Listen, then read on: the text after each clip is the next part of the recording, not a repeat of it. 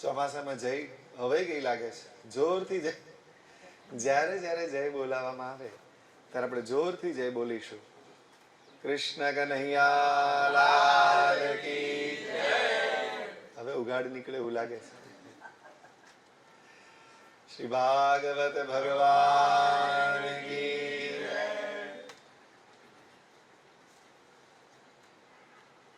કોઈ પણ પૂજા કરવા બેસીએ, કથા સાંભળવા બેસીએ, મનને શાંત કરીએ. શાંત મનથી કરેલી પૂજા સફળ થાય. શાંત મનથી સાંભળેલી કથા જીવનમાં સફળતા અપાવે છે. મંગલાચરણ જેને કહીએ, મંગલ આચરણ. આચરણ જો મંગલ હોય તો બધું જ મંગલ. જૈસી કરની વૈસી ભરની. આચરણમાં જો શુભ મંગલ થાય તો પરિણામ પણ એનું શુભ અને મંગલ આવે. શ્રીમદ ભાગવત કથાનું આપણે આયોજન કર્યું છે. શા માટે આ કરીએ છીએ? કથા શા માટે કરવાની? કારણ કે જીવનમાં ઘણું બધું પ્રાપ્ત થઈ શકે છે. દાન દક્ષિણા લોકો કરે, પણ એનાથી પુણ્ય મળે, ચોક્કસ પુણ્ય મળે, પણ મન ચોખ્ખું થતું નથી. કોઈની મદદ કરો, બહુ સરસ વાત છે. દાન આપો, દક્ષિણા આપો, બહુ સરસ વાત છે. પણ મનને ધોવા માટે એક એવું સાધન જોઈએ છે કે જે કાયમને માટે ઈશ્વરની પ્રાપ્તિ કરાવે, અંતરમાં શાંતિ પ્રાપ્ત કરાવે અને સફળતા મળે.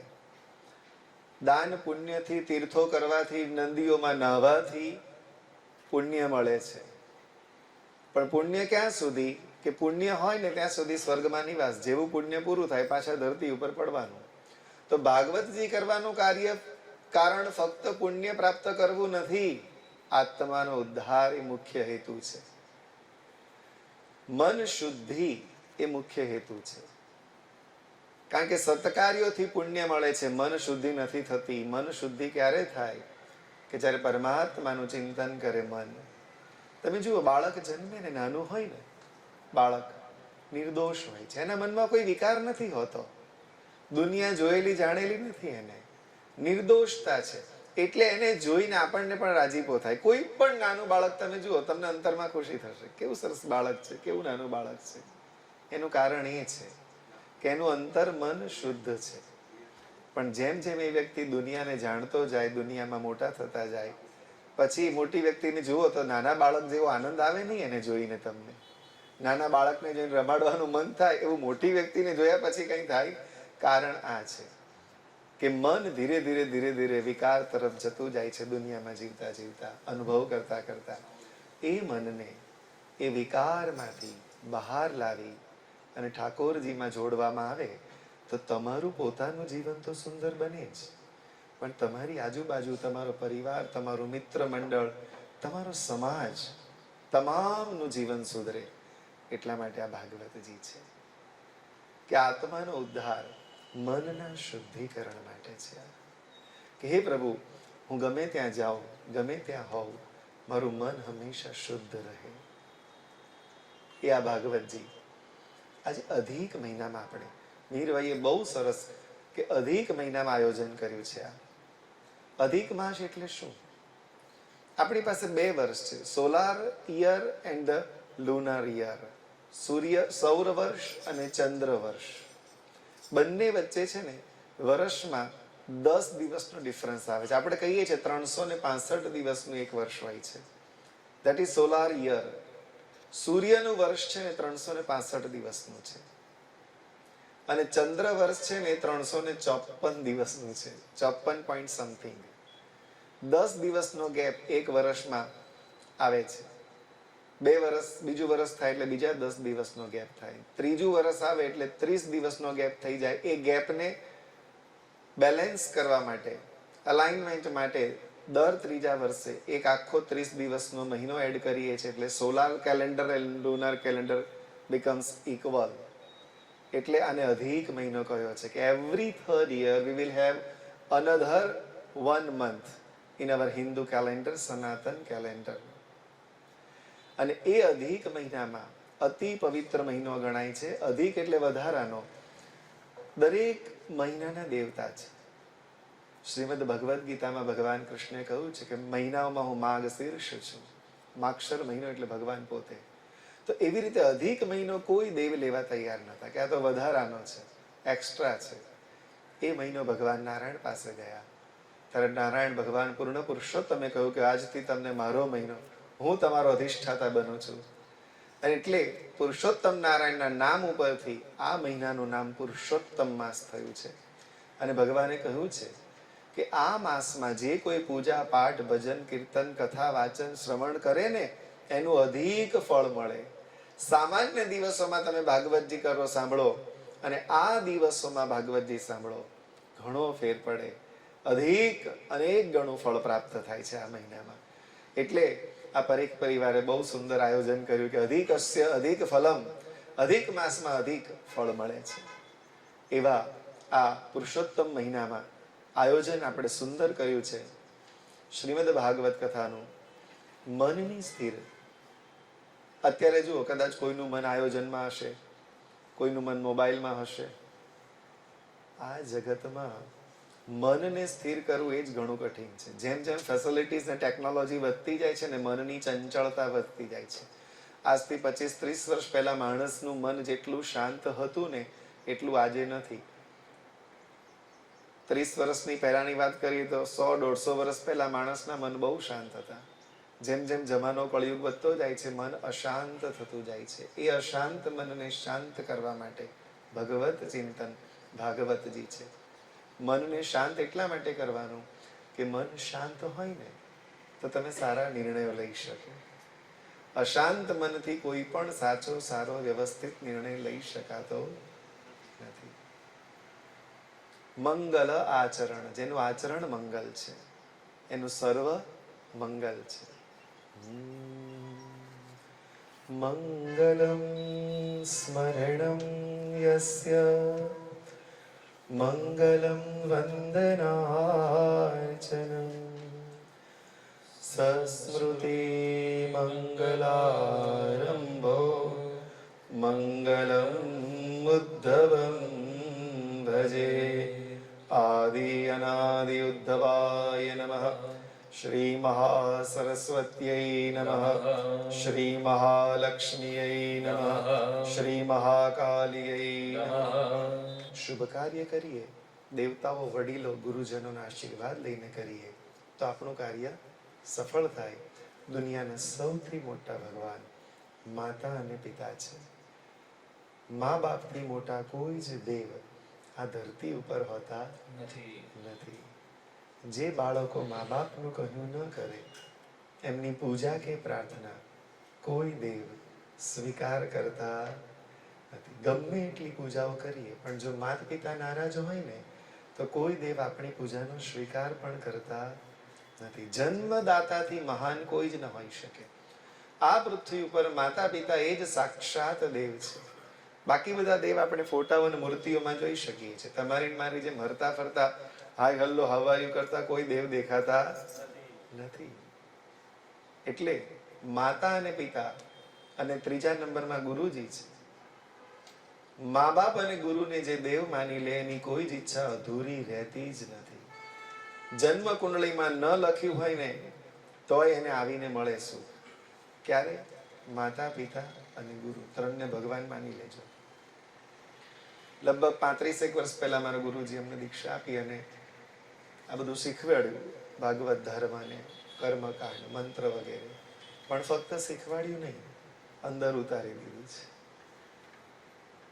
માતા પિતા ભગવાન છે એવું ખાલી કહેવાનું નથી, આચરણમાં ઉતરાવી દીધું. 35 વર્ષથી એકેય દિવસ અમે દુઃખનો નથી જોયો. આ એ કારણ એ છે, પરિણામ અમને ફળે મળ્યું છે. કે વિચાર કરો, 35 વર્ષનો ગાળો ને જીવનમાં એક પણ દિવસ દુઃખ ન આવે એવું બને કોઈને? પણ એ બન્યું. કારણ આ છે કે ગુરુજીએ કહી દીધું કે માતૃદેવો ભવ, પિતૃદેવો ભવ, આચાર્ય દેવો ભવ, અતિથિ દેવો ભવ. ખાલી બોલવાનું નથી, આચરણ પણ કરવાનું છે. મેં કહ્યું ને મંગલાચરણ. કોઈ પણ શુભ કાર્યમાં પહેલું મંગલાચરણ થાય. આચરણ જો તમારું મંગળ બનશે, સર્વસ્વ મંગળ બનશે. જેના લગ્ન થયા હોય ને 4 માતા પિતા હોય સાસુ અને સસરા એ પણ આપણા મા બાપ કહેવાય. માત પિતાને મનોમન વંદન કરીએ. ત્વમેવ માતા ચ પિતા ત્વમેવ ત્વમેવ બંધુશ્ચ સખા ત્વમેવ ત્વમેવ વિદ્યા દ્રવિણં ત્વમેવ ત્વમેવ સર્વં મમ દેવ દેવ. માતૃપિતૃ ચરણ કમલેભ્યો નમો નમઃ. ત્યારબાદ ગુરુદેવને વંદન. ગુરુદેવ એટલે કોણ? જે તમને ઈશ્વરની ઓળખાણ કરાવે, તમારો હાથ પકડી અને ઈશ્વરના હાથમાં સોંપી દે કે જો આ જીવ પ્રભુ હું લઈને આવ્યો છું, આને શરણાગતિ આપો. Who delivers the knowledge to you. તમને જ્ઞાન આપે છે, ભક્તિ આપે છે અને ઈશ્વર તરફ ત્યાં સુધી લઈ જાય કે ઈશ્વર તમારો સ્વીકાર કરી લે. એવા ગુરુદેવને મનોમન વંદન. ગુરુર બ્રહ્મા ગુરુર વિષ્ણુ ગુરુર્દેવો મહેશ્વર. ગુરુ સાક્ષાત પરબ્રહ્મ તસ્મૈ શ્રી ગુરવે નમઃ. પરાત પર ગુરુવે નમઃ. ગુરુ પંક્તયે નમો નમઃ. અમે કહેતા કે ગુરુ રસ્તો બતાવે, એટલે ઘણા એમ કે હવે આજના જમાનામાં ગુરુની ક્યાં જરૂર છે? રસ્તો તો ગૂગલ પણ બતાવે જ છે ને. હા, વાત તો એમની સાચી છે, પણ ગૂગલ એ તમને વહાલ ના કરી શકે. ગૂગલ તમને સિમ્પથી ના આપી શકે. તમને દુઃખ થાય, રડવું આવે તો ખભો ગૂગલ ના આપી શકે. બરાબર? એટલે રસ્તો બતાવવો એક જુદી વસ્તુ છે અને તમને આંગળી પકડીને ચલાવવા એ જુદી વસ્તુ છે. ગુરુદેવ એ કરે છે કે તમને આંગળી પકડીને ચલાવે છે. નાના બાળકને જેમ માતા પિતા સાચવે એવી રીતે ગુરુજી પોતાના શિષ્યને સાચવે છે. મમ્મી રસોઈ કરતી હોય રસોડામાં, પણ નાનું બાળક જો ભાખોડિયા ભરતું હોય ને ઘરમાં, તો એનું ધ્યાન હોય જ ક્યાં છે, શું કરે છે. ઘોડિયામાંથી બહાર નીકળી ગયો, અહીં ફરે છે, વળી પાછો વઘાર કરે, વળી પાછું એક નજર કરે. બાળકને ખબર નથી મને કોઈ જોવે છે. બાળકને ખબર જ નથી કે થોડી થોડી વાર રહીને મમ્મી મારી પર નજર કરી જાય છે. એ એની રીતે રમે છે. એવી રીતે ગુરુદેવ અને ઈશ્વર આપણી પર ધ્યાન રાખે છે. આ ક્યાંક આડોળો નથી જતો રહ્યો, આને ક્યાંક ક્રોધ આવી ગયો છે, ક્યાંક લોભ આવી ગયો, ક્યાંક માન આવી ગયું, ક્યાંક વાસના આવી ગઈ, એને હેરાન કરે છે. હું ધ્યાન રાખું છું. એ આ ગુરુદેવ છે. કોઈ પણ શુભ કાર્યમાં નિર્વિઘ્નતા માટે ગણપતિ દાદાને વંદન કરીએ છીએ આપણે કે હે ગણેશજી, તમે વિઘ્નોને દૂર કરનારા દેવ છો, રિદ્ધિ સિદ્ધિના સ્વામી છો. શ્રીમદ ભાગવત કથાનું અમે આયોજન કર્યું છે. 7 દિવસનો પ્રસંગ છે. હે દાદા, આ પ્રસંગ આનંદ મંગલથી, ધામધૂમથી, નિર્વિઘ્નતાથી પૂર્ણ થાય એવા આશીર્વાદ આપો. વક્રતુંડા મહાકાય સૂર્યકોટી સમપ્રભ નિર્વિઘ્नं કુરુ મે દેવ સર્વકાર્યેષુ સર્વદા. વિનાયકં ગુરું ભાનુ બ્રહ્મા વિષ્ણુ મહેશ્વરા સરસ્વતી પ્રણમ્યાદો સર્વકાર્યાર્થ સિદ્ધયે. સર્વકાર્યાર્થ સિદ્ધયે. ત્યારબાદ વ્યાસજીને વંદન કરીએ છીએ આપણે. જગતના શ્રેષ્ઠ પુરુષો ઘણા થઈ ગયા છે.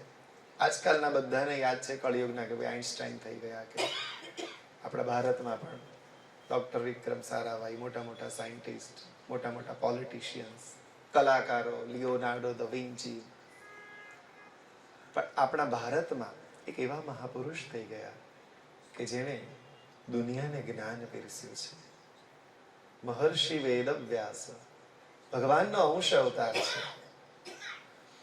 વેદો અપૌરુષેય કહેવાય છે. કોઈએ રચના કરી નથી, કુદરત.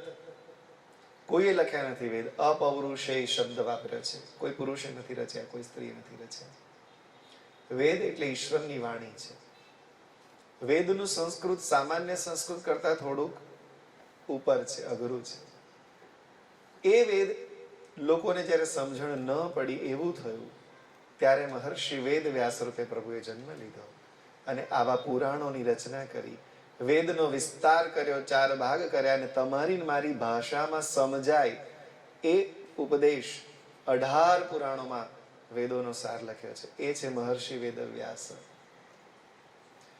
એવું કહેવાય છે કે વેદ વ્યાસજીએ જે કંઈ શાસ્ત્રો લખ્યા છે ને, ઇવન આજના જમાનામાં પણ એટલા જ ફિટ બેસે છે. કોઈ પણ ફિલ્ડ અનટચ નથી રાખ્યું વેદ વ્યાસજીએ. Maths, physics, science, biology, chemistry, art, music, each and every field he has touched and explained in detail. એ છે મહર્ષિ વેદ વ્યાસ. આપણા ભારતે દુનિયાને બતાવવું છે કે અમારે ત્યાં એવા મહાપુરુષ થઈ ગયા છે. તમે કોઈ પણ વિષય કાઢો, અમે બતાવીએ કે જો એમણે આ વિષયમાં લખ્યું છે. કોઈ પણ ફિલ્ડ તમે આવો અહીંયા અમારી પાસે, વેદવ્યાસજી એનું જ્ઞાન આપે છે. આ છે આપણા ભારતની ભૂમિ. એ આપણે દુનિયાને કહેવા માંગીએ છીએ કે મહર્ષિ વેદ વ્યાસ અમારે ત્યાં થયા છે, જેમણે આટલા બધા ગ્રંથો, ઉપનિષદો, વેદો, પુરાણો લખી જગતને જ્ઞાનનો ભંડાર આપ્યો છે. એટલે જે જગ્યા ઉપર, જે પીઠ ઉપર બેસીને કથા કહેવામાં આવે છે ને એને વ્યાસપીઠ કહેવાય છે. આખી દુનિયાના બધા જ લેક્ચરર્સ વ્યાસજીનું એઠું ખાય છે, ઉચ્છિષ્ટ અમે એવું કહીએ છીએ. આ બધું વ્યાસજી લખીને ગયા છે ને અમે તમને કહીએ છીએ. કદાચ તમે ઇમ્પ્રેસ થઈ જાઓ કોક સારા મોટિવેશનલ સ્પીકરથી તો એ વસ્તુ બરાબર છે, પણ એનું મૂળ તો વ્યાસજી જ છે. એના મૂળમાં ક્યાંક વ્યાસજી છે, જેમ એમણે સર્જન કર્યું છે આ જ્ઞાન. એટલે વ્યાસપીઠ શબ્દ વપરાય છે, જ્યાંથી બેસીને જ્ઞાન પીરસવામાં આવે છે. એવા વ્યાસજીને વંદન કરીએ. નમોસ્તુ તે વ્યાસ વિશાલ બુદ્ધે ફુલ્લારવિંદા યત પત્ર નેત્ર યેન ત્વયા ભારત તૈલ પૂર્ણ પ્રજ્વાલિતો જ્ઞાનમય પ્રદીપ. બોલીએ શ્રી વ્યાસ નારાયણ ભગવાન. ભાગવતજીના મુખ્ય, જેને આપણે નાયક કહીએ, ભગવાન શ્રી કૃષ્ણ છે. એવા ભગવાન શ્રી કૃષ્ણ નારાયણ ચંદ્રના ભગવાન કોમળ ચરણમાં વંદન કરીએ. વસુદેવ સુતમ દેવમ કંસ ચાણૂરમર્દનમ દેવકી પરમાનંદમ કૃષ્ણં વંદે જગદ્ગુરુ. કૃષ્ણ કનૈયા લાલ કી જય. જય બોલવાની આપણે કોન્ટ્રાક્ટ કરીએ હવે. જો આજથી કથા મારે બોલવાની અને જય હા, બસ અદલા બદલી કરવી હોય તો મને વાંધો નથી. હા, મારા તરફથી એક્સચેન્જ ઓફર ચાલુ છે. એક જગ્યાએ મેં આવું કહ્યું એટલે એક બેન કે છે, ના મહારાજ કથા તો તમે જ બોલો. એ બેન કે મહારાજ અમે બોલીએ તો બીજી કથાઓ થાય કે છે, અમારે તો પાર વગરની કથાઓ હોય કે છે, આડોશી પાડોશી બેનપણીઓની, સગાવાલાની કે છે. અને કે છે તમારી કથા છે ને એ તો 12 સ્કંદ 7 દિવસમાં પૂરી થઈ જાય, પણ અમારી કથા જે ચાલુ થાય ને તો બોલીએ શ્રી ભાગવત ભગવાન કી. મહર્ષિ વેદ વ્યાસે આ ભાગવતની રચના કરી. 18 પુરાણો રચ્યા છે. અલગ અલગ ઋષિઓને અલગ અલગ પુરાણનો પ્રચાર પ્રસાર કરવા દુનિયામાં મોકલ્યા છે. પણ શ્રીમદ ભાગવત વેદ વ્યાસજીએ બીજા કોઈને નથી આપ્યું, પોતાના સુપુત્ર સુખદેવજીને આપ્યું છે. બહુ જ ખાનગી મિલકત, દલ્લો ઇમ્પોર્ટન્ટ હોય ને એ પોતાના દીકરાને આપે. ખ્યાલ આવ્યો? એ વસ્તુ છે કે જે વ્યાસજીએ પોતાના સુપુત્રને આપ્યું છે એટલે કેટલું આનું મહત્વ. પોતે જ વ્યાસજીએ કહ્યું. અને સુખદેવજીને કેમ આપ્યું ખબર છે? કારણ કે સુખદેવજી આ ભાગવતજીને લાયક છે. First deserve then desire. લાયક બનીએ પછી એની ઈચ્છા કરીએ. સુખદેવજી પરમ વૈરાગી છે. દુનિયામાં ક્યાં એમનું મન ન લાગે. જન્મીને તરત નીકળી ગયા છે. વ્યાસજી પાછળ દોડે છે. દીકરા દીકરા દીકરા. વ્યાસજી તો દુનિયામાં જીવેલા માયા. સુખદેવજી વતી વૃક્ષોએ જવાબ આપ્યો છે. પિતા કોણ? પિતા કોણ? પુત્ર. આત્માને કોઈ પિતા નથી, આત્માને કોઈ પુત્ર નથી. નિર્વસ્ત્ર છે. છોકરો જન્મીને તરત દોડ્યો છે. શરીર ઉપર એક વસ્ત્ર નથી. 15-17 વર્ષનો છોકરો એ ગર્ભમાં રહ્યા હતા. બહુ મોડા જન્મ્યા. મોટા થયા ગર્ભમાં પછી જન્મ્યા. ગોપીઓ સ્નાન કરે છે. સુખદેવજી નીકળ્યા છે દોડતા દોડતા. વસ્ત્ર નથી. ગોપીજીના મનમાં કાંઈ જ નથી. પણ જેવા પાછળ વ્યાસજી દોડતા આવે અને ગોપીજી વસ્ત્ર ઓઢી લીધા. એટલે વ્યાસજી બોલ્યા કે મારો જુવાન જો છોકરો આગળ ગયો ત્યારે વસ્ત્ર ના ઓઢ્યા. હું તો ઘરડો છું, મને જોઈને વસ્ત્ર ઓઢી લીધા. ત્યારે કહું કે એ છોકરામાં વિકાર નથી. એ જો ન જન્મે. એને ખબર નથી દુનિયાની સ્ત્રી કોણ, પુરુષ કોણ. એવા સુખદેવજી જયારે ઘર છોડી નીકળી ગયા, વ્યાસજી ચિંતા કરે મારા છોકરાને પાછો લાવવો છે, શું કરું? વ્યાસજીએ આ ભાગવતજીના થોડાક શ્લોકો પોતાના શિષ્યોને શીખવાડી અને કે જાઓ આ જંગલમાં મારો છોકરો ક્યાંક ફરે છે ને, તમે મોટે મોટેથી શ્લોક બોલજો, એને સંભળાય, ક્યાંક સાંભળી લે તમને. અને એ ભાગવતજીના શ્લોકો બોલતા બોલતા વ્યાસજીના શિષ્યો એ જંગલમાં ફરે છે. શુકદેવજીના કાનમાં શ્લોક પડે છે અને એમનું મન પરોવાય છે. વાહ, આટલી સુંદર રચના કોણે કરી છે? આવું સુંદર વર્ણન ઠાકોરજીનું કરનાર કોણ છે કે આટલા સુંદર શબ્દો, અલંકૃત ભાષા. બરહાપીણ નટવરવપુ કર્ણયો કર્ણિકાર. એટલી સુંદર રચના. તરત ઉભો રાખ્યો, ભાઈ આવા સુંદર શ્લોક, અરે આવા તો અનેક શ્લોકો અમારા ગુરુજીએ 18,000 શ્લોકો આવા રચ્યા છે. એમ એક શ્લોક આટલો બધો સુંદર તો બધા એક એક થી ચડિયાતા છે. તો મારે જાણવા છે આ શ્લોક ક્યાંથી લાવ્યા તમે? અને એ શ્લોક વ્યાસાશ્રમમાં ખેંચીને લાવ્યા છે શુકદેવજીને. મને ભણાવો, આ શ્લોક મારે ભણવા છે. મને ઈશ્વર પ્રત્યે પ્રેમ જાગે છે. આવી સુંદર રચના તમે કરી. ઠાકોરજીના શ્લોક સાંભળી મને ઠાકોરજીમાં પ્રેમ પરોવાય છે. મારું મન નહીતર બીજે ક્યાંય જાય નહીં. આ ઈશ્વર છે. અને વ્યાસજીને આ શ્રીમદ ભાગવતજી વ્યાસજીએ સુખદેવજીને પોતાના દીકરાને આપ્યું છે. એવા સુખદેવજીને મનમાં વંદન કરીએ. યોગીન્દ્રાય નમસ્તસ્મૈ શુકાય બ્રહ્મરૂપિણે સંસાર સર્પદષ્ટમ્યો વિષ્ણુરાતમમુચ વિષ્ણુરાતમમુચ.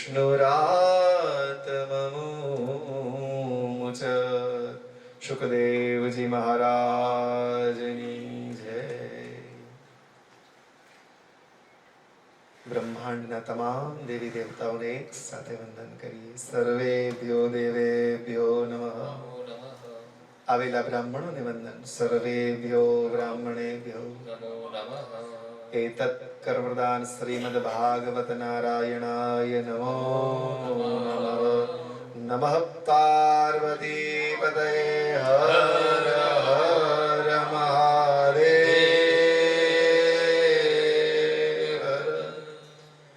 બે હાથ ઊંચા કરીને કહીએ છીએ કે હવે થઈ ગયા છે ખાલી. ખાલી થઈને બેસવાનું છે અહીંયા, તો કંઈક ભરાશે.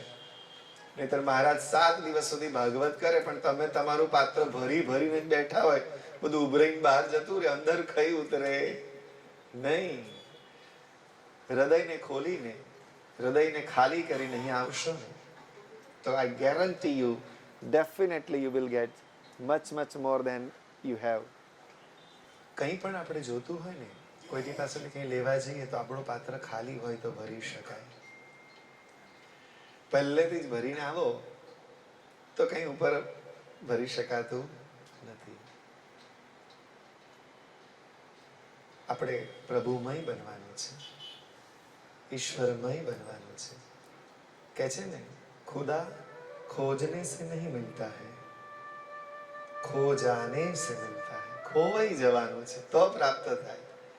તમારું પોતાનું અસ્તિત્વ છે ત્યાં સુધી તમને કશું પ્રાપ્ત થતું નથી, ઈશ્વર પ્રાપ્ત નથી થતા.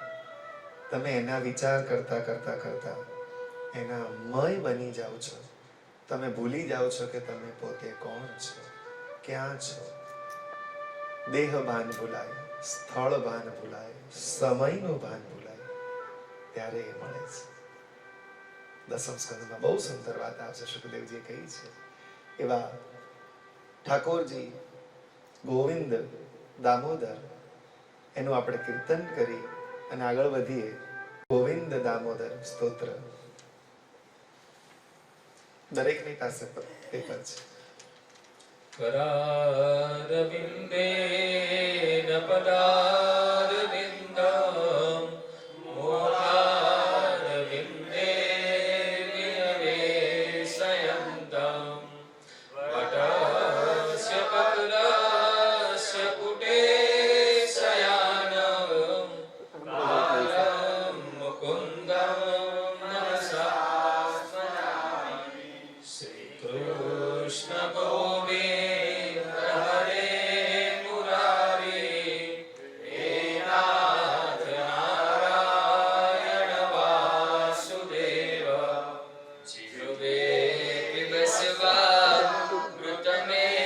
तदेव, गोविन्द दामोदर माधवेति.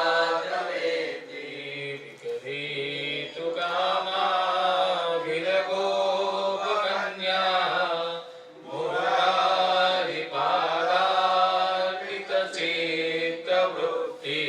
दद्यादिकं मोहवसादगोचर, गोविन्द दामोदर माधवेति. गृहे गोपवधूकदम्बा, सर्वे मिलित्वा समवाप्य योगम्. पुण्यानि नामानि पठन्ति नित्यं, गोविन्द दामोदर माधवेति. सुखं शयानानिलये निजेऽपि, नामानि विष्णो प्रवदन्ति मर्त्या. तेने स्थितं तन्मयतां व्रजन्ते, गोविन्द दामोदर माधवेति. सुखावसाने इदमेव सारं, दुःखावसाने इदमेव ज्ञेयम्. देहावसाने त्विदमेव जाप्यं, गोविन्द दामोदर माधवेति. जिह्वे सदेवं भज सुन्दराणि, नामानि कृष्णस्य मनोहराणि. समस्तभक्तार्तिविनाशनानि,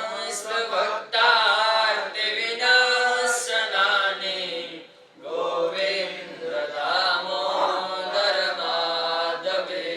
श्रीकृष्ण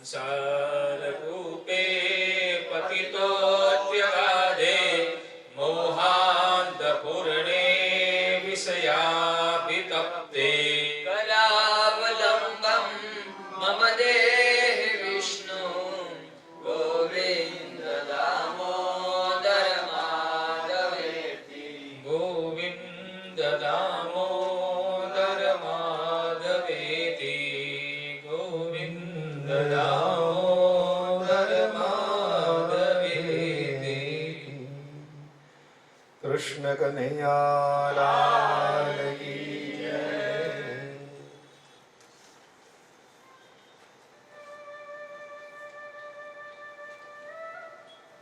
મન કથામાં લાગે એટલા માટે મનની સ્થિરતા, મનને સ્થિર કરવાના ઘણા બધા ઉપાયો આપણે ત્યાં છે. There are so many ways to concentrate the mind. One of them is pranayama. Those who know the pranayama can concentrate their mind whenever, wherever they want. But everybody doesn't know the pranayama. So the easiest way to concentrate the mind is to recite the mantras. ભગવાનના નામના મંત્રનો જપ થાય, ભગવાનના નામનું કીર્તન થાય, ત્યારે મન ગમે ત્યાં હોય ધીરે ધીરે ધીરે ધીરે અહીંયા આવી અને સ્થિર થાય છે. એટલે આપણે ત્યાં પ્રથા છે, કથા શરૂ કરતા પહેલા ભગવાનનું ભજન કીર્તન ધૂન થાય એટલે મન એના માટે તૈયાર થાય. 2 ઘડી આપણે ધૂન બોલીશું. બોલાવું એમ? ઓમ નમો ભગવતે વાસુદેવાય.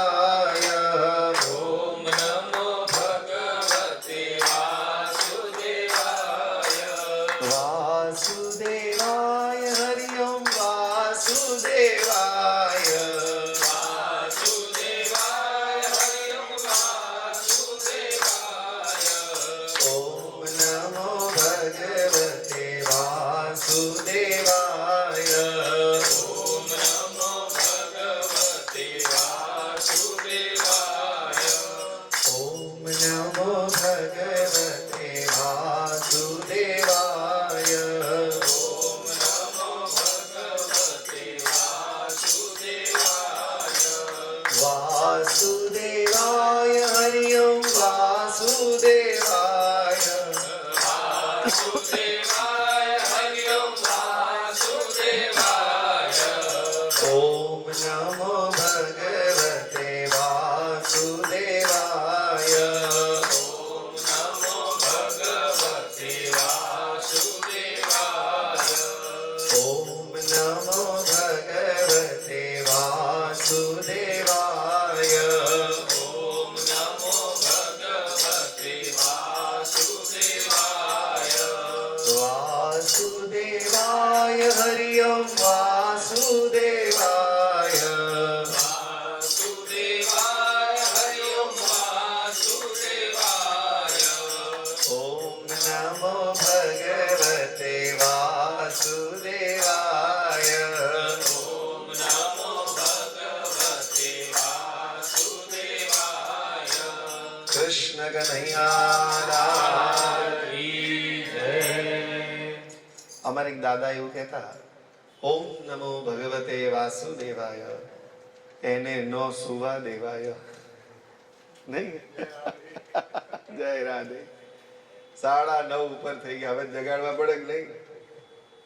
હા? અને અમારે એક શાસ્ત્રીજી એવું કહેતા, આ 2 શાસ્ત્રીજી એવું કહે, ઓમ નમો ભગવતે વાસુદેવાય, યજમાનજી આપે તે લેવાય,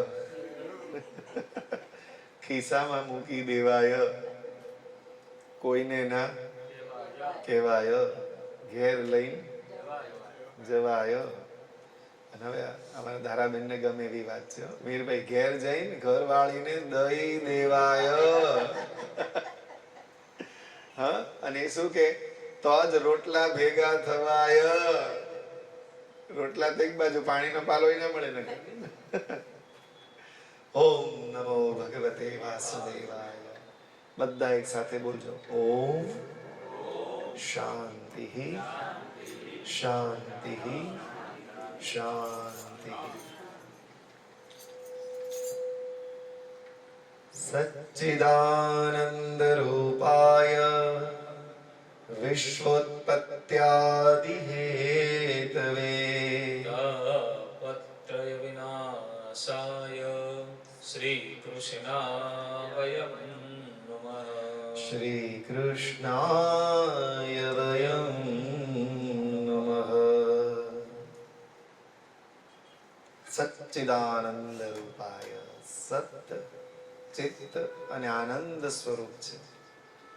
વિશ્વોત્પત્ત્યાદિ હેતવે, વિશ્વની ઉત્પત્તિ, પાલન અને વિસર્જનનું કારણ છે એવા તાપત્રય વિનાશાય, 3 પ્રકારના તાપનો નાશ કરે છે, વિનાશ કરે છે.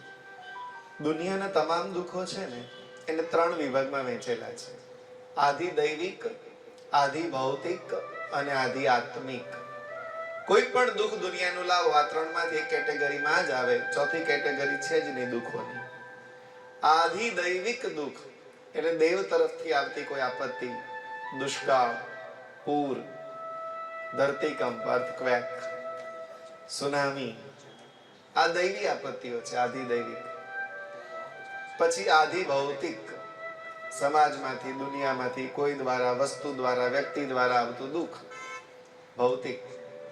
ત્રીજું આધિ આત્મિક, આપણે આપણી અંદર પોતે ઊભું કરેલું અથવા અનુભવેલું દુઃખ, જીવ બળવો, રડવું આવવું, અજંપો લાગવો, આધ્યાત્મિક દુઃખ છે. કાં દુઃખ બહારથી આવે, કાં તમારી અંદર સતત એનો અનુભવ કરો, ઊભું કરો, અથવા દેવ તરફથી આવતી આપત્તિ.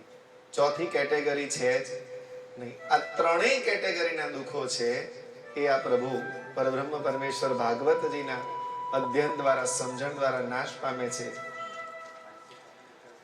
આ ભાગવતજી, એનો પરિચય કોણે આપ્યો ખબર છે? દુનિયાને પરિચય હંમેશા કોઈક બીજું જ કરાવે. ભાગવતજીનું ઇન્ટ્રોડક્શન સ્કંદ પુરાણમાં છે. સ્કંદ પુરાણમાં ભગવાન નારાયણે બ્રહ્માજીને કહેલું છે ભાગવત વિશે. શ્રીમદ ભાગવતમ નામ પુરાણમ લોક વિશ્રુતમ શૃણુયા શ્રદ્ધયા યુક્તો મમો સંતોષ કારણમ. ભાગવત નામનું શાસ્ત્ર છે ને, એ જે સાંભળે મને સંતોષ પામે છે, હું એને પ્રેમ કરું છું. ભાગવતના જે કોઈ મોટા મોટા આયોજન કરે છે, હું એની ભક્તિને વશ થઈ જાઉં છું. ભાગવત સાંભળવા માટે ડગલે ડગલે જે મારી તરફ ભાગવતના મંડપ સુધી પહોંચે છે, એને ડગલે ડગલે અશ્વમેધ યજ્ઞનું પુણ્ય મળે છે. ભાગવત દરમિયાન ઉજવાતા ઉત્સવોમાં જે ભાગ લે છે, તન, મન અને ધનથી સેવા કરે છે, ભગવાન કહે છે જેવી રીતે પતિવ્રતા સ્ત્રી પતિને વશ કરી લે છે, એમ હું એને વશ થઈ જાઉં છું. જ્યાં ભાગવતજી બિરાજે છે ત્યાં ભગવાન કહે છે તમામ દેવતાઓ સહિત, તીર્થો, નદીઓ સહિત હું ત્યાં પધારું છું. આજે તમારા ઘરમાં તમામ દેવી દેવતાઓ છે, તીર્થો, નદીઓ પધાર્યા છે આજે તમારા ત્યાં.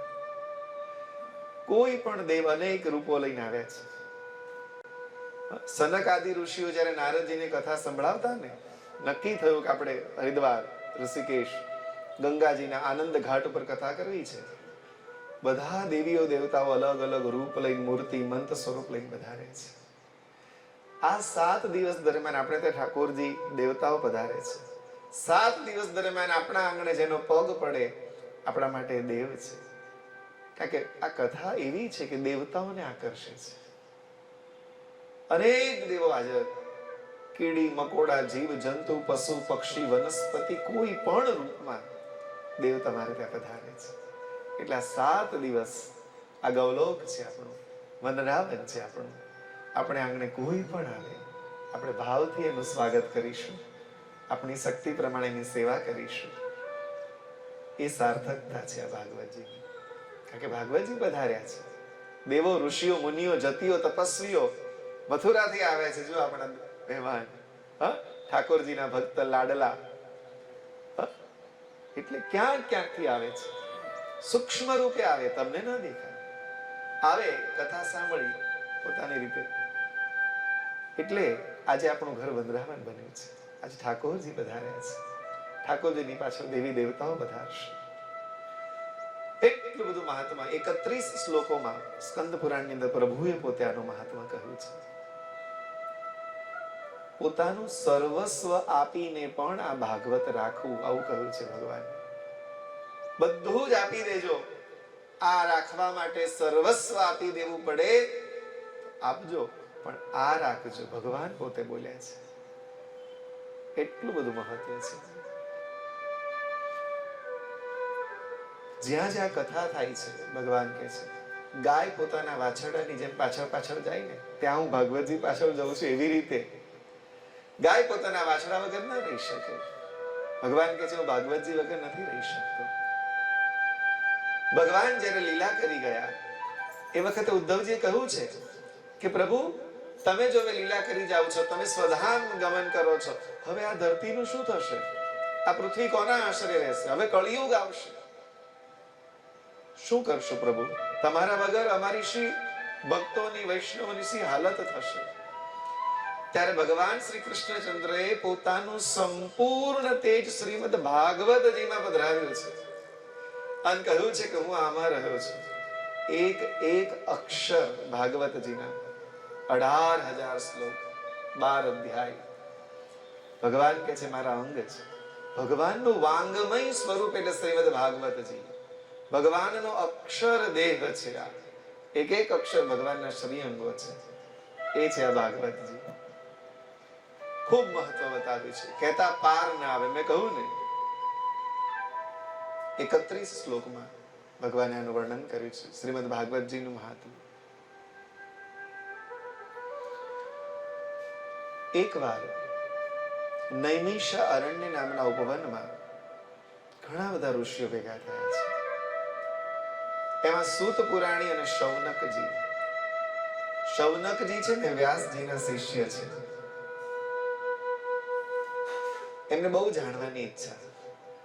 પ્રશ્ન પૂછે. જો આપણે ત્યાં delivering the knowledge, the method of delivering the knowledge is this: someone is asking the question and getting the knowledge. When the answer is given, not only the question maker but everybody gets the knowledge. આ પ્રશ્નોત્તરની પરંપરા આપણે ત્યાં ધર્મની છે. પ્રશ્ન પૂછવામાં આવે, એનો જવાબ આપવામાં આવે અને બેઠેલા તમામ લોકોને એનું જ્ઞાન પ્રાપ્ત થાય. શૌનક હંમેશા શૌનકજીને એવું કે કોઈ જ્ઞાની મળે એટલે પ્રશ્નો પૂછવા જોઈએ. You should ask the question. By asking the question, you get the knowledge. Not only you, but whoever is there with you will also get the knowledge. So sometimes what happens, the rishi know the answer, but they want everybody to get the answer. In spite of knowing the answer, they ask the question. એટલે શૌનકજીને બધું છે જ, ખબર જ છે. લોકોને એક મળે એટલે શૌનકજી પ્રશ્ન પૂછે છે સૂતજીને.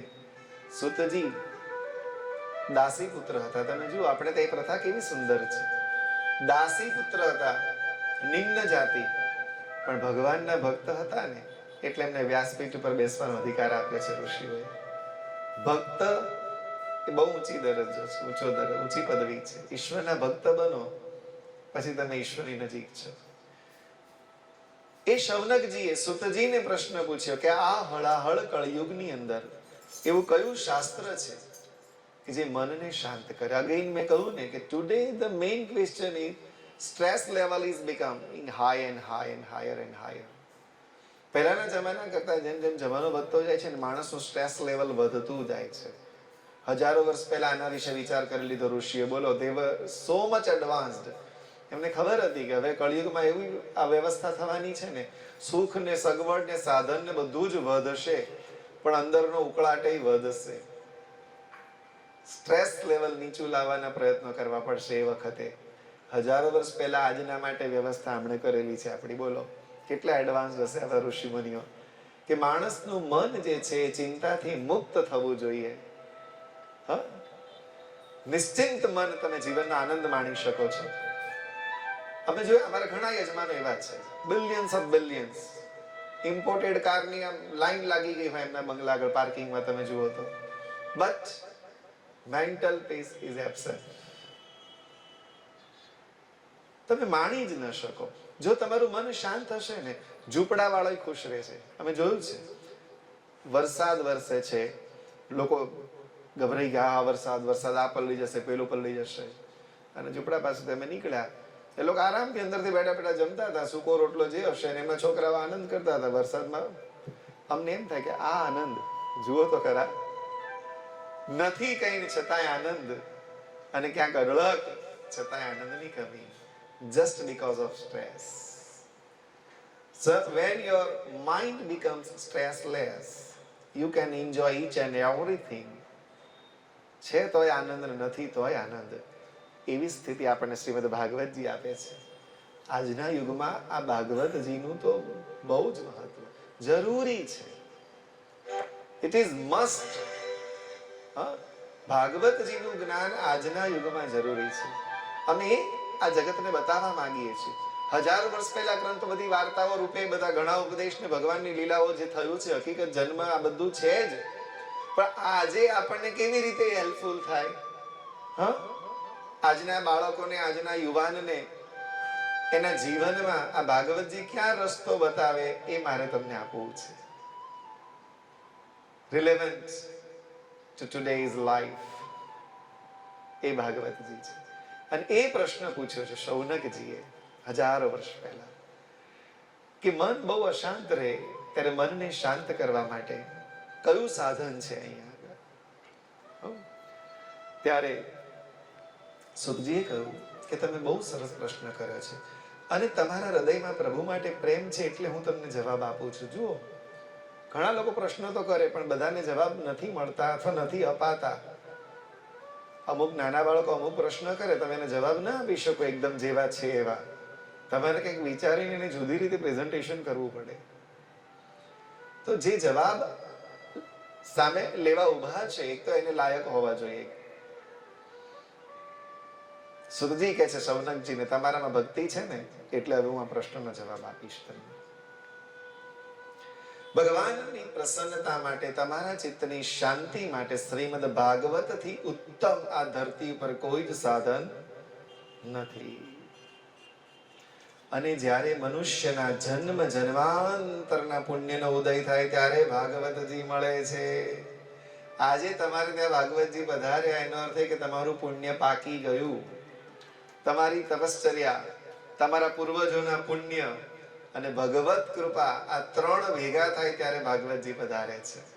બાકી વિચાર તો ઘણા લોકોને આવે, ઘણા વર્ષોથી આવે, ઘણા અધિક માસ જતા રહ્યા, ઘણા શ્રાવણ માસ જતા રહ્યા, ઘણા માગશર માસ જતા રહ્યા. મહારાજશ્રી આપણે આ માગશરમાં, મહારાજશ્રી આપણે ચૈત્રમાં, મહારાજશ્રી આપણે ભાદરવામાં કરવું છે, મહારાજશ્રી આપણે અધિક માસમાં કરશું, કરતા કરતા દિવસો વીત્યા, મહિના વીત્યા, પણ આ ત્રણનો મેળ ન પડે ત્યાં સુધી ભાગવતજી ના પધારે. મીરભાઈ તમારા ખૂબ પુણ્ય પાક્યા છે, તમારા વડવાઓના પુણ્ય પાક્યા છે. આજે ભાગવતજીના ચરણ, તમારા કમળ તમારા ઘરમાં પધાર્યા છે. એવા ભાગવતજી છે. શુકદેવજી જ્યારે પરીક્ષિત રાજાને ભાગવત સંભળાવતા હતા ને, આકાશમાંથી દેવો અમૃત લઈને આવ્યા. શુકદેવજી કેમ સંભળાવતા હતા? કારણ કે પરીક્ષિત રાજાને 7 દિવસ પછી મૃત્યુનો શ્રાપ મળ્યો હતો.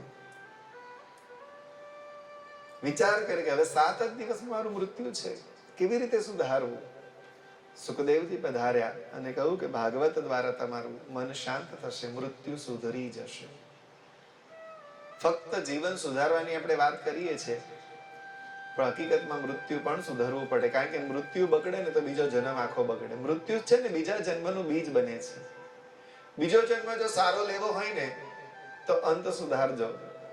અંત સમયે જેવી મતિ એવી ગતિ. મૃત્યુ સુધર્યું ને તો બધું સુધરી ગયું. પણ આપણે ખાલી જીવન સુધારવા સુધી અટકી જઈએ છીએ. મારી લાઈફ કમ્ફર્ટેબલ થવી જોઈએ. અરે આ લાઈફ ખાલી 50, 60, 80 વર્ષ કે બહુ તો 100, 90 વર્ષની. પેલું અનંત કાળની યાત્રા છે તારી. 2 ઘડીના યાત્રા માટે તારી કાયમની યાત્રાનું શું કામ બગાડે છે મારા ભાઈ? અનંત યાત્રામાં તું નીકળ્યો છે. 10 મિનિટની યાત્રામાં તારા દિવસ રાતની યાત્રા જે ચાલુ છે એનું શું કામ બગાડે છે? એટલે અંત સમય જેવી મતિ એવી ગતિ. એટલે અંત સુધારવા, એનું મરણ સુધારવા શુકદેવજી એને ભાગવત કહેતા હતા. ભાગવતનું કથામૃત પીરસતા એ વખતે આકાશમાંથી દેવતાઓ અમૃતનો કુંભ લઈને આવ્યા અને કહ્યું કે શુકદેવજી, અમને આ ભાગવત અમૃત આપો, કથામૃત આપો અમને.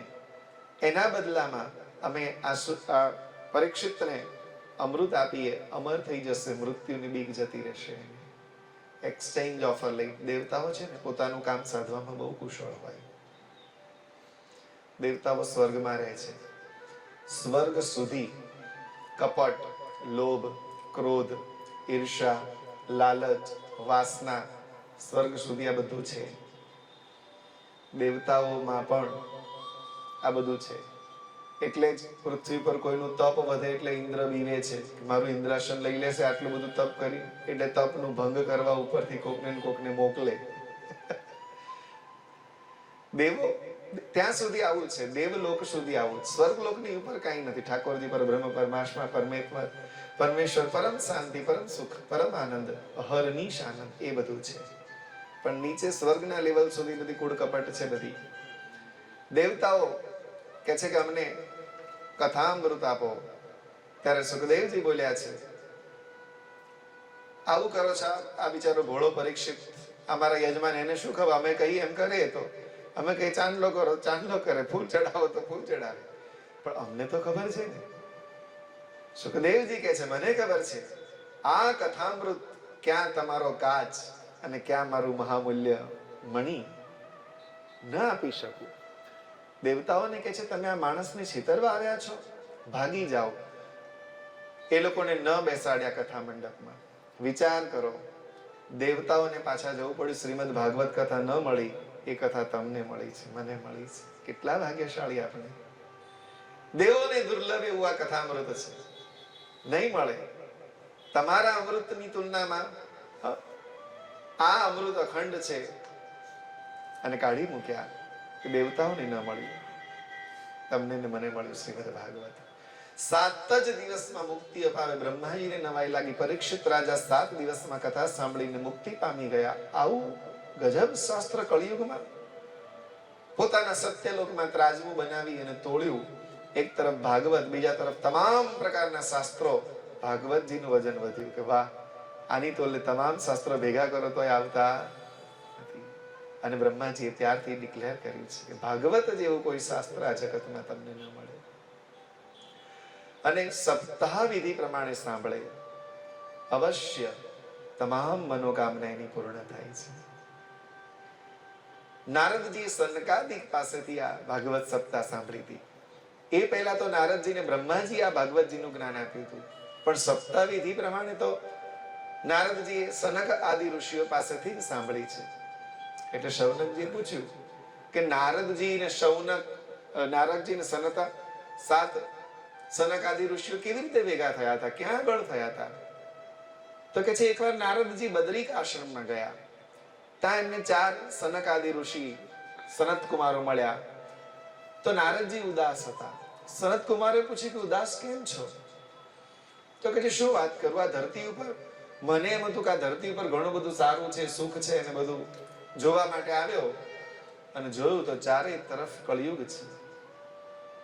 પરિવારમાં સુખ નથી, સંપ નથી, ભાઈ ભાઈનો નથી, પતિ પત્નીના નથી, એકબીજાના મા બાપનું કોઈ માન સન્માન નથી, ગુરુજનોની સેવા સન્માન નથી, અને બધાના મનમાં અજંપો છે, બધાના મનમાં દ્વેષ છે, બધાના મનમાં વિકાર છે. આ ધરતી પર આવીને મારું મન દુખી થયું. કરે રે આવું. પણ એ ફરતા ફરતા હું વૃંદાવનમાં ગયો અને એક વિચિત્ર ઘટના જોઈ. મેં વૃંદાવનમાં 16 વર્ષની એક સુંદરી બેઠી છે. એના ખોળામાં 2 પુરુષ વૃદ્ધ ઘરડા થયેલા બેહોશ હાલતમાં. અનેક સ્ત્રીઓ આ રૂપ સુંદરીની સેવા કરી રહી છે. આ દ્રશ્ય મેં જોયું. એ સુંદરીએ મને જોયો અને કહ્યું કે મહારાજ ઉભા રહો. મેં કહ્યું તમે કોણ છો? આ બધી સ્ત્રીઓ તમારી સેવા કરે છે, કોણ? તમારા ખોળામાં 2 પુરુષ સૂતા છે, કોણ? તો કે છે મહારાજ હું ભક્તિ છું, હું ભક્તિ છું. આ 2 મારા ખોળામાં સૂતેલા વૃદ્ધ પુરુષ છે, એ મારા 2 દીકરા છે, જ્ઞાન અને વૈરાગ્ય. અને મારી સેવા કરતી સેવિકાઓ 999 નદીઓ છે. મારો જન્મ દ્રવિડ દેશમાં દક્ષિણ ભારતમાં થયો છે. કર્ણાટકમાં હું ઉછરી છું. મહારાષ્ટ્રમાં ક્યાંક મને માન સન્માન મળ્યું છે, પણ ગુજરાતમાં જઈને હું ઘરડી થઈ ગઈ છું, વૃદ્ધ થઈ ગઈ છું.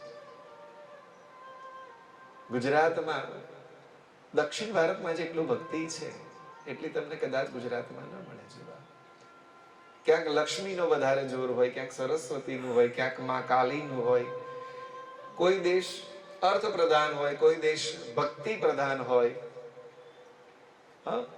તો ગુજરાત દેશ અર્થ પ્રધાન છે, લક્ષ્મી પ્રધાન છે, વ્યાપાર, વ્યવસાય, પૈસો, ઇકોનોમી. તો કે છે ગુજરાતમાં વૃદ્ધ થઈ, અમે ત્રણેય વૃદ્ધ, અમારું કોઈ લેવા વાળું નહીં. ગુજરાતમાં કોઈને કહે છે જ્ઞાની નથી જોતું, ભક્તિ નથી જોતી, વૈરાગ્ય તો જોતો જ નથી. અમે ત્રણેય ફરતા ફરતા વૃંદાવનમાં આવ્યા ને, હું તરત જ જુવાન થઈ ગઈ, યુવાન, 16 વર્ષની સુંદરી થઈ ગઈ. ભક્તિ બહુ વૃંદાવનમાં. રાધે રાધે રાધે રાધે રાધે રાધે, વૃંદાવનમાં ખૂબ ભક્તિ.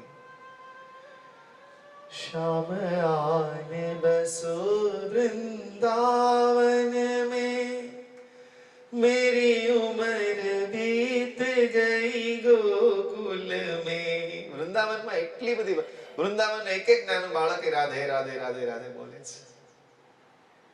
ભક્તિ પ્રધાન, જ્ઞાન નથી જોતું. We don't want knowledge. તમારી પાસે રાખો તમારું જ્ઞાન, તમારી પાસે વૈરાગ રાખો, મારે ભક્તિ સિવાય કાંઈ નથી, ઠાકોરજી સિવાય કંઈ નથી જોતું. વૃંદાવનમાં ભક્તિ યુવાન થઈ ગઈ.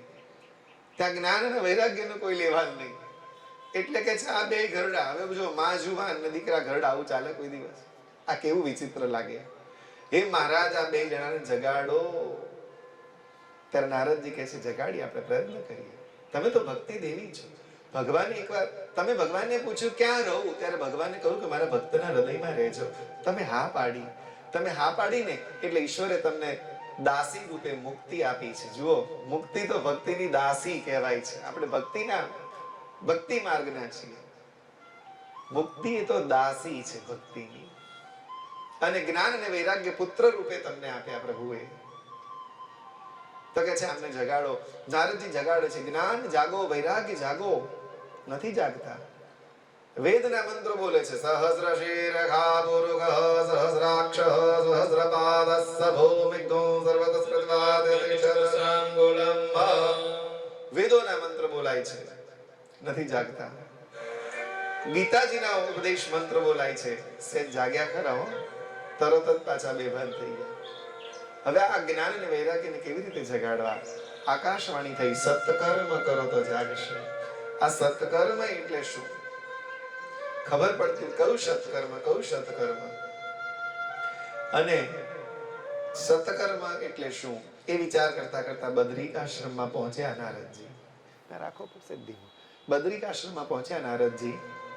ત્યાં સનાતન, સનત, સનક, સનંદન, સનાતન 4 સનત કુમારો મળ્યા. અને હવે નારદજી એમને પૂછ્યું, હું એટલે ઉદાસ છું કે પેલા બે જાગતા નથી, જ્ઞાન વૈરાગ્ય. સત્કર્મ કરો એવી આકાશવાણી થઈ. હું કયું સત્કર્મ કરું? ત્યારે સનત કુમારોએ કહ્યું, શ્રીમદ ભાગવત કથા જેવું સત્કર્મ બીજું કોઈ આ જગતમાં નથી. જેવા કર્મ એવા ફળ. તો તમે આ સત્કર્મ કરો છો, તેનું ફળ પણ સરસ મળે. ક્યાં કરીશું? આનંદ ઘાટ ઉપર. ચારે બાજુ સંદેશ મોકલાવ્યો કે આનંદ ઘાટ ઉપર સનક વગેરે ઋષિઓ કથા કરવાના છે. દેશ વિદેશથી તમામ પ્રકારના દેવો, ઋષિ, મુનિઓ, જતીઓ, તપસ્વીઓ, નદી, પર્વત, જંગલ, તીર્થ તમામ લોકો મૂર્તિમંત સ્વરૂપ લઈને આવ્યા છે. અને કથા થઈ છે, કથા કરી છે. સનત કુમારો કથા કરે છે, નારદ વગેરે શ્રોતા તરીકે બેઠા છે. કથા ચાલુ હતી અને જ્ઞાન, ભક્તિ અને વૈરાગ્ય હાથમાં કરતાલ લઈ અને ધૂન કરતા કરતા નાચતા નાચતા કથા મંડપમાં પ્રવેશ કર્યો છે.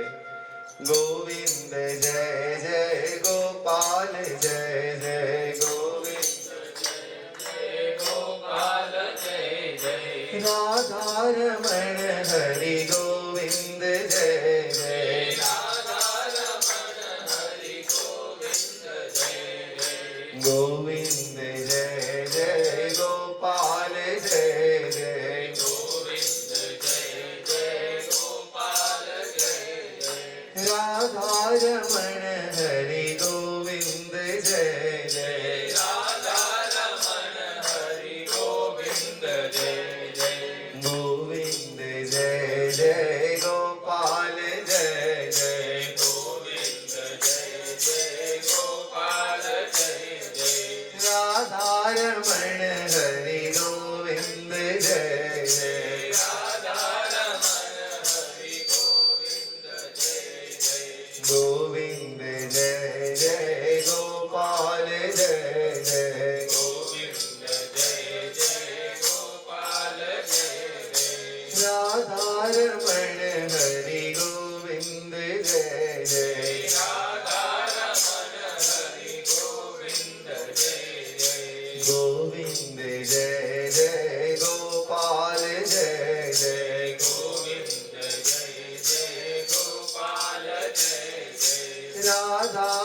હરિ ગોવિંદ જય જય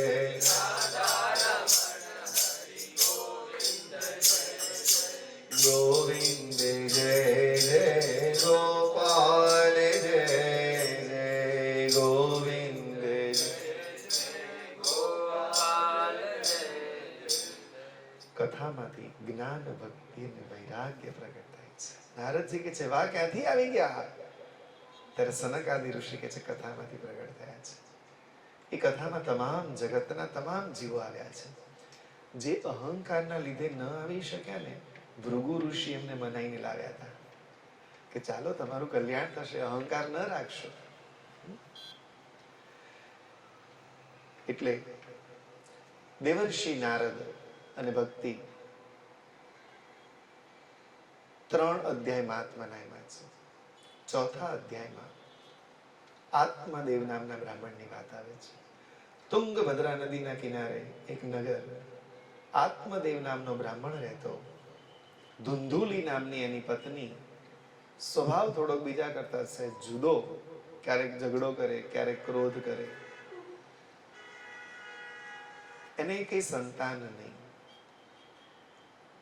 વર્ષો વીત્યા, સંતાન નથી થતું. એના આંગણામાં ઝાડ વાવે, એને ફળ નથી આવતા. એ કોઈ પશુ પક્ષી પાળે તો એને સંતાન નથી થતું. એને લાગ્યું કે મારું નસીબ આવું કેમ, મને સંતાન નહીં. મને તો નહીં, પણ હું કોઈ પશુ પક્ષી પાળું એને સંતાન ન થાય. હું આંગણામાં વૃક્ષ વાવું તો એને ફળ ન આવે. દિવસો વર્ષો વીતતા જાય છે. સંતાન માટે અનેક પ્રયત્નો કર્યા, નથી થતું. આત્મદેવ વિચાર કરે છે સંતાન વગરનું જીવન હવે મને નકામું લાગે છે, નથી જીવવું, આપઘાત કરવો છે. નદીમાં પડવા નદી કિનારે જાય છે. એક મહારાષ્ટ્રી જોવે છે, અરે ભાઈ કેમ રડો છો, શું કરવા આવ્યા છો? તો કે બસ પતી જવું છે, અહીંયા આગળ જીવન પૂર્ણ કરવા આવ્યા છો. અરે ન કરાય એવું. એવું તે શું દુઃખ આવી પડ્યું, જીવન ટૂંકાવવું પડે? સંતાન નથી મારે. અરે બસ એટલી જ વાત. ઘણાને નથી હોતા, એમાં શું? સંતાન વગર પણ તમે આનંદથી જીવન જીવી શકો છો. અને ક્યારેક એવું બને છે કે જેને સંતાન હોય ને એને સંતાન તરફથી દુઃખ આવે છે. તમારા જીવનમાં કદાચ સંતાન હોય પણ એ જો યોગ્ય ન હોય તો તમને દુઃખ આપે. એટલે ઈશ્વરની ઈચ્છા પ્રમાણે રહો, હોય તોય ભલે, ન હોય તોય ભલે. ના, મારે સંતાન જોઈએ છે. જ્ઞાનની વાતો કરે છે સાધુ મહારાજ. એટલે આ બ્રાહ્મણ કે છે તમે જ્ઞાની છો, હવે તમે મને સંતાન થાય એવો કોઈ ઉપાય, વિધિ વિધાન, કંઈક દવા બતાવો. જો તમે નહીં બતાવો તો હું આપઘાત કરીશ અને આ બ્રહ્મ હત્યાનું પાપ તમારા માથે નાખું છું. બોલો, ભરાઈ ગયા બિચારા મહારાજજી. ક્યાં રોક્યો આને? પણ સિદ્ધ હતા. તારું દુઃખ દૂર કરીશ. એક ફળ આપ્યું, આ ફળ તમારા પત્નીને આપજો, દીકરો જન્મ લેશે. આત્મદેવ હરખાતા ધુંધુલી પાસે ગયા છે. કે છે કે એક મહાત્માએ ફળ આપ્યું છે, સંતાન થશે, લે ફળ ખાઈ લે. ધુંધુલી વિચાર કરે છે આ ફળ ખાવાથી ગર્ભ રહેશે, પેટ મોટું થઈ જશે, હું બેડોળ લાગીશ, ભાર સહન કરવાનો બાળકનો, અને કઈક ચોર લૂંટારા આવે ગામમાં, બધાને દોડીને ગામની બહાર જવું પડે. તો એવી અવસ્થામાં મારાથી દોડાય નહીં બાપા. મારે આવું કશું કરવું નથી. એના ઘરે એની બેન રહેવા આવી હતી. એ ગર્ભવતી, શરૂઆતના મહિનો પહેલો. એટલે કે છે કે જો આ મારા પતિએ ફળ આપ્યું છે, મારે આ ફળ ખાવું નથી, પણ એ તો સમયે સંતાન થવું પડે, મારે આ ફળનું પરિણામ. તો એક કામ કર, તને જે સંતાન થાય ને મને આપી દેજે, અમે તને પૈસા આપી દઈશું જોઈએ એવા. એની બેન લોભી, સારું એવું કરશું. તો કે આ ફળ, તો કે તારા આંગણામાં ગાય ઊભી છે, ખવડાવી દે. ગાયને ફળ ખવડાવી દીધું. પોતે પેટ ઉપર પાટા ને કપડા બાંધીને નાટક કરવા લાગી, ગર્ભવતી છે, ગર્ભવતી છે. થોડો સમય, મહિનાઓ થયા એટલે પતિ આત્મદેવને કહે છે પોતાના પતિને, મને હવે પ્રસવ થશે, બાળક આવશે, તમે નહીં પહોંચી વળો કામકાજમાં સંભાળવામાં, એટલે એક કામ કરો, હું મારી બેનના ઘરે જાઉં. તો કે સારું. બેનના ઘરે જતા રહ્યા. 9 માસ પૂરા થયા, બેનને ત્યાં એક દીકરો જન્મ્યો. આ ધુંધુલીએ પૈસા વગેરે આપીને રાજી કરીને દીકરો લઈ લીધો. ઘરે આવીને આત્મદેવને કહે છે આપણે દીકરો થયો. આત્મદેવ કહે છે, વાહ વાહ, મારે દીકરો થયો, દીકરો થયો. આત્મદેવ રાજી છે. પણ ધુંધુલીનો દીકરો નામ પડ્યું ધુંધુકારી. જો દરેક વાર્તાની પાછળ એક મેસેજ છે. Always there is a moral after the story. તો આ જે વાર્તા છે ને, તુંગભદ્રા નદીના કિનારે આત્મદેવ, તુંગભદ્રા સર્વ પ્રકારે કલ્યાણ, ભદ્ર એટલે કલ્યાણ, ત્યાં આત્મદેવ રહે. આત્મદેવ એટલે આપણો આત્મા, તુંગભદ્રા નદી એટલે આપણું પોતાનું શરીર. તમને શરીર મળ્યું છે સર્વ પ્રકારે તમારું કલ્યાણ કરવા માટે. આ શરીરથી કરેલા કર્મો એ તમને આત્માથી પરમાત્મા સુધી લઈ જાય છે, જીવથી શિવ સુધી લઈ જાય છે, નરથી નારાયણ સુધી લઈ જાય. એ આ શરીરની તાકાત છે. તુંગભદ્રા નદીના કિનારે આત્મદેવ, તમે પોતે જ આત્મદેવ છો. તમારું શરીર તુંગભદ્રા નદી છે. અને ધુંધુલી આત્મદેવની પત્ની. ધુંધુલી એટલે બુદ્ધિ. બુદ્ધિ જબરી છે. આત્મા તો નિર્લેપ છે, નિર્દોષ છે. બુદ્ધિમાં કપટ વગેરે છે. ધુંધલી જબરી છે, કપટ કરી છે. સંતાન લઈને આવી પૈસા આપીને. હા, કપટ હંમેશા બુદ્ધિ કરે છે. આત્મામાં કપટ જેવો કોઈ વિકાર જ નથી. નિર્દોષ છે આત્મા. પણ જ્યારે આત્મા ઉપર બુદ્ધિનું રાજ ચાલી જાય છે ને, ત્યારે આત્માને નિર્બળ બનાવી અને બુદ્ધિ જોર કરી લે છે. આત્મદેવને કંઈ જ ખબર નથી પડતી કે આ બાળક મારું નથી, ફળોથી આપેલું નથી, વેચીને લઈ આવી છે. વેચાતું. એ ધુંધુકારી બગડ્યો. આવી ભ્રષ્ટ બુદ્ધિનું સંતાન એટલે આવું બગડે જ. એ ધુંધુકારી પોતે વિનાશકારી બન્યો છે. બાળપણથી તોફાન, દુર્ગુણો, વ્યસન, ખરાબ લોકોનો સંગ ચાલુ. ઝઘડા કરે, તોફાન કરે, કોકનું બગાડી નાખે, કોકનું બાળક રમાડવા લઈને કૂવામાં નાખી દે, કોક પ્રાણી સૂતું હોય ને એને અડપલા કરી દે, કોઈ સારી વસ્તુ જોવે તેને તોડી નાખે, ફોડી નાખે. અને ગાયને જે ફળ ખવડાવ્યું હતું એના પરિણામ રૂપે ગાયને મનુષ્ય આકારનો પુત્ર થયો. પણ એના કાન ખાલી ગાય જેવા, એટલે ગોકર્ણજી નામ પાડ્યું એમનું. અતિ વિદ્વાન. એ કોઈ સંતના આશીર્વાદનું ફળ છે. તો ખૂબ સંસ્કારી હતા ગોકર્ણજી. ભાગવતજીનું અધ્યયન કરે, સંસ્કાર સિંચન થયું હોય, લોકોને સદુપદેશ આપે. એના વર્તનથી લોકોને ઉપદેશ મળી જાય કે આવો ડાયો છોકરો, આવો સરસ છોકરો, કેવો ડાયો છે, મમ્મી પપ્પાનું કીધું માને છે. તો એ ગોકર્ણજી એવા સરસ. અને ધુંધુકારી એનાથી વિરુદ્ધ. ધુંધુકારીની ફરિયાદો આવે. બ્રાહ્મણનું જે એક સરસ નામ હતું આત્મદેવનું, એ બગડ્યું ગામમાં કે આનો છોકરો તો નપાવટ પાક્યો, આનો છોકરો આવો પાક્યો, આનો છોકરો તોફાની. આત્મદેવને થયું ઘરે રે, મહારાજ સાચું કહેતા હતા. ઘણી વાર દીકરો ના હોય ને તોય આપણને રાહત હોય, પણ અમે માગી તાગીને લીધેલા આવા જ હોય કે. એ આત્મદેવ વિચાર કરે હવે ઘર છોડીને જતું રહેવું છે. ગોકર્ણજી ઉપદેશ આપ્યો કે પિતાજી, જો તમારે જવું જ હોય, શ્રીમદ ભાગવતજીના 10મ સ્કંદનો પાઠ કરજો, તમારા આત્માને શાંતિ મળશે. પોતે ગયા આત્મદેવ ઘરની બહાર.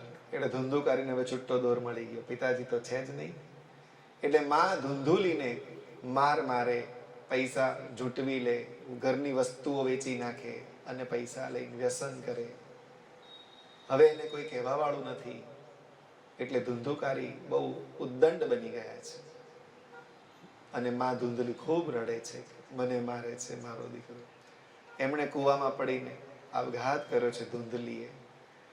હવે માતા નથી, પિતા નથી, ધુંધુકારી ઘરમાં એકલો છે. એટલે ગોકર્ણજી સમજી ગયા હવે આપણે અહીંથી નીકળી જવું પડે. તીર્થયાત્રા કરવા ગોકર્ણજી નીકળી ગયા છે. ધુંધુકારી એકલો છે. કુબુદ્ધિનું પરિણામ છે. મેં કહ્યું ધુંધલી એટલે ખૂબ ખરાબ બુદ્ધિ. એ ધુંધુકારી 5 ગણિકાઓને લઈને ઘરમાં રાખે છે. પંચ વિષય, પંચ વિષય, શબ્દ, સ્પર્શ, રૂપ, રસ, ગંધ. આ વિષયો એ બુદ્ધિએ ભેગા કર્યા છે. એ ગણિકાઓ રોજ માગે પૈસા લાવો, ઘરેણા લાવો, એટલે આ ચોરી કરે, લૂંટફાટ કરે. એમાં એક દિવસ રાજાના મહેલમાંથી ચોરી કરી અને અઢળક ધન લઈને આવ્યો. આ બધી 5 ગણિકાઓ ખુશ થઈ ગઈ. પણ મનમાં વિચાર કર્યો કે રાજાને ત્યાં ચોરી કરી છે આણે. સિપાહી શોધતા શોધતા શોધતા અહીંયા સુધી આવશે આને તો લઈ જશે, આપણને લઈ જશે, આપણને લઈ જશે ને આ બધું ભેગું કર્યું છે ચોરી કરી, બધું જતું રહેશે. તો શું કરવું? તો કે આને પતાવી દો અને આપણે આ બધી વસ્તુના 5 ભાગ કરીને આપણે આપણા રસ્તે જતા રહીશું. રાત્રે ધુંધુકારી સૂતો હતો. આ ગણિકાઓ એને ગળે ટૂંપો દીધો સાડીથી. પાપી જલ્દી મરે નહીં, મરતો જ નથી. જોર જોરથી આમ કરીને આમ ફાંસો આપે છે પણ અ કરે, મરતો નથી. હાય આ તો મરતો નથી. હવે શું કરવું? ચૂલામાંથી સળગતા અંગારા લઈ મોઢામાં નાખ્યા અને એનું મૃત્યુ થયું. ઘરમાં ને ઘરમાં ખાડો કરીને એને દાટી દીધો. 5 સ્ત્રીઓ ધનના ભાગ કરી અને જતી રહી. આ પાપી ધુંધુકારી પ્રેત થયો. અકાળે મૃત્યુ, મહાપાપી, એની મુક્તિ ન હોય, પ્રેત થયો. ગોકર્ણજીને તીર્થયાત્રા કરતા કરતા ખબર પડી કે આવી બધી ઘટના ઘટી ગઈ છે ઘરમાં.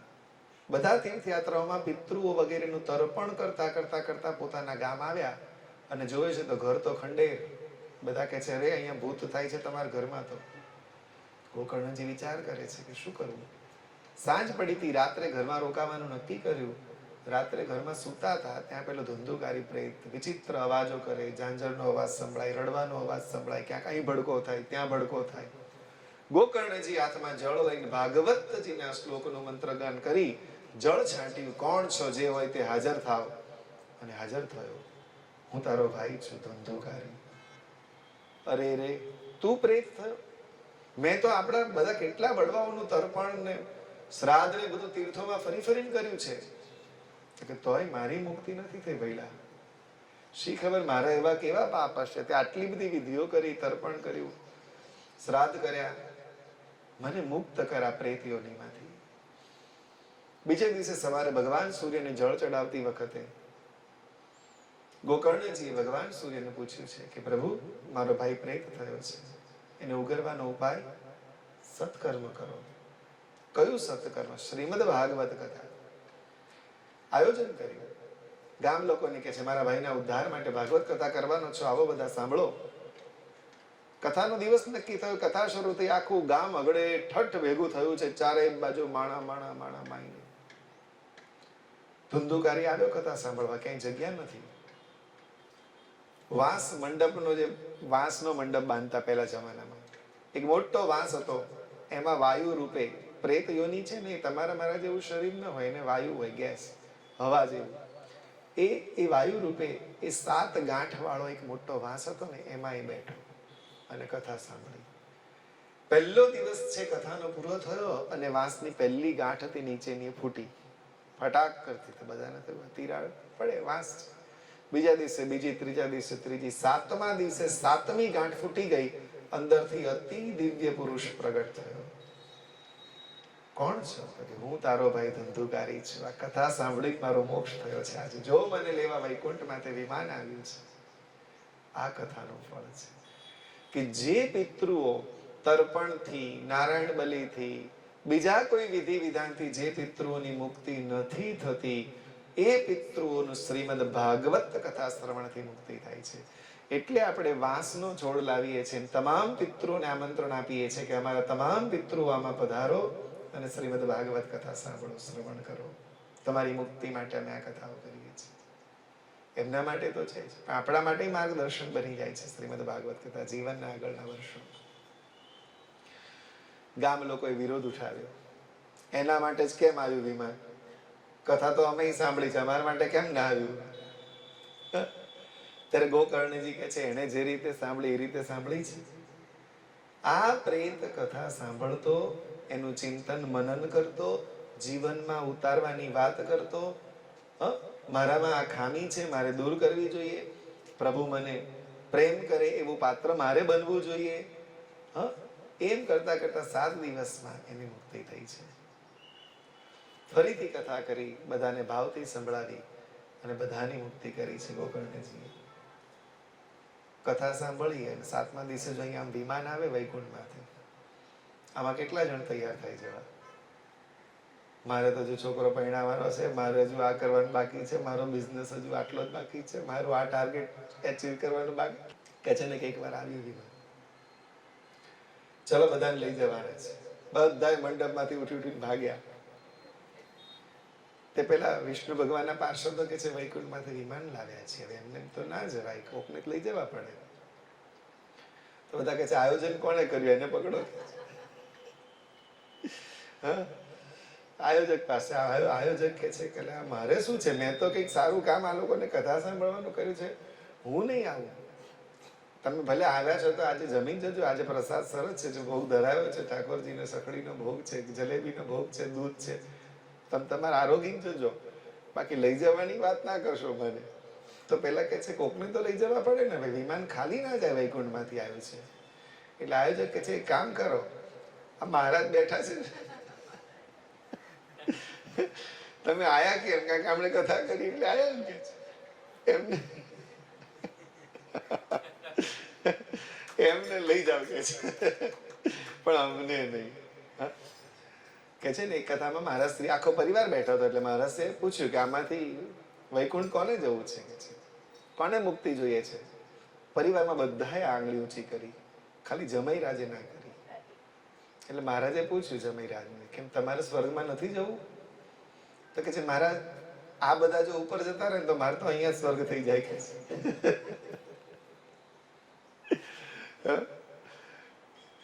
અમે ગામડાઓમાં ભાગવત કથાઓ કરીને એટલે મંડપ મોટો હોય, 500, 700, 800, 1000 જણાની મેદની હોય, 7 દિવસ સુધી કથા ચાલે.